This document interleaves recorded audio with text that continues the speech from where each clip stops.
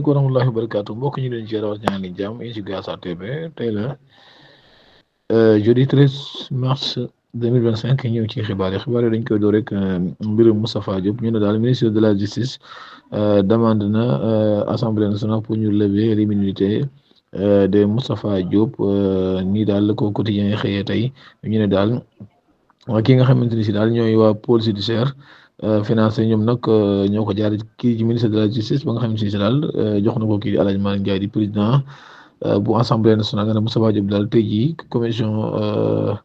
ad hoc bi tey jii amaloon nañ ko fële ci assemblée nationale nga xam ne si daal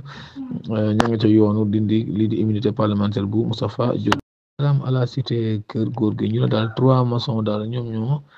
daanu ci benn immeuble bu ñu doon liggéey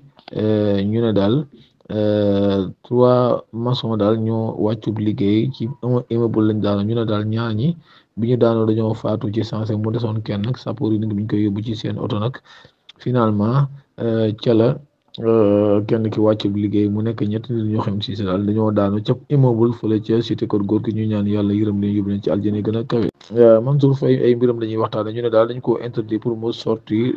territoire bi. Aïssatou Ndiaye nag mi ngi woote combat boo xamante ni si daal moom la muy wax ay farandoom ak opposition bi daal mu ne leen bàyyi leen salon yi ngeen di nekk di def seeni conférence de presse ak di wax mu ne daal wàcc leen ci terrain bi ñu jàkkaarloog état bu Diomaye ak Sonko daal ñu ne daal ñiy jaay doole lañ fi nekkee ndax Mansour Faye tere gi nga xam ne tere nañ ko pour mu génn réew mi teguñu ko fenn fu jaay doole ndax Mansour Faye toppewuñ ko dara moom Mansour Faye moom sax nee na dana delluwaat fële ci aéroport ànd ak IGM daal bu xool ba xam moom danañ ko boole ko wala duñ ko boole ko daal nii daal la quotidien xëy daal ñu ne daal waa affaire yi mer nañ lool daal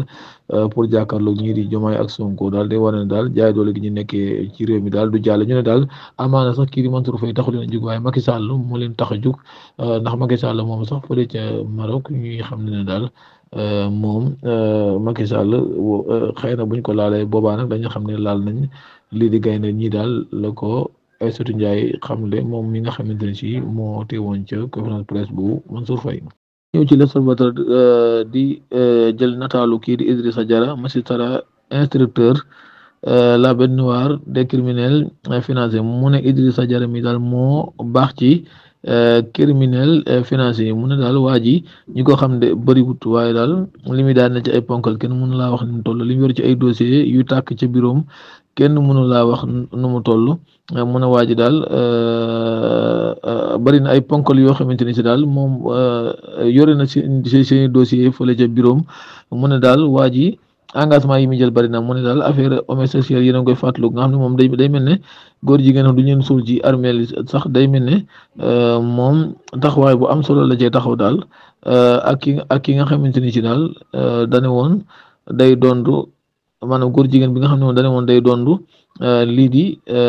jabaram ñu ne ko loolu du fi amee Idrissa Diarra mi daal dafa mel ne moo si ñëwoon mbir mi mu ne daal waa ji daal ñi ko xam bëriwul daal waaye daal moom moo baax ci ñii di criminel financier yi dañuy waxtaanee ba tey beneen xibaar ci l'Observateur mu ne daal koo xam ne dañ koo bett ci benn terrain maanaam koo xam ne daal dafa duggoon ci géttu jàmbur di sàcc ay xar bañ ko fa bettee nag mu ne biiram moo doon daw mu dugg fa nee na loolu la fa doon def waaye du question da doon sàcc ay xar nga xam ne daal dañ koo fekk muy yeewi ay xar daal mu daal biiram moo doon daw mu daw ba dugg foofu waaye daal sàcc tax ko woon jug l'Observateur ñëw na ci beneen xibaar tey mu ne kii di Ama Baldé daal mbirum audition bi ba léegi waa CNG ña nga ca ñu ne daal ba léegi moom reliquat am dañ koo bloqué moom jotu ko ca kii di Ama Baldé. dañuy dem fële ca Ngaparou nag bi ñu ne benn étudiant ak xaritam daal ñoo dal ci benn libanais bëggoon na jël ci moom xaalis daal waaye daal dafa raté.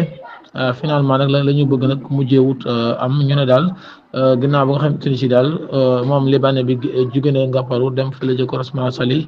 ci banque bu nekk foofu doon retiré xaalis ñoom nag ñu topp ko fekk dañoo luy woon sax ab oto doon ko visé topp ko ba ci këram nag dal ci kawam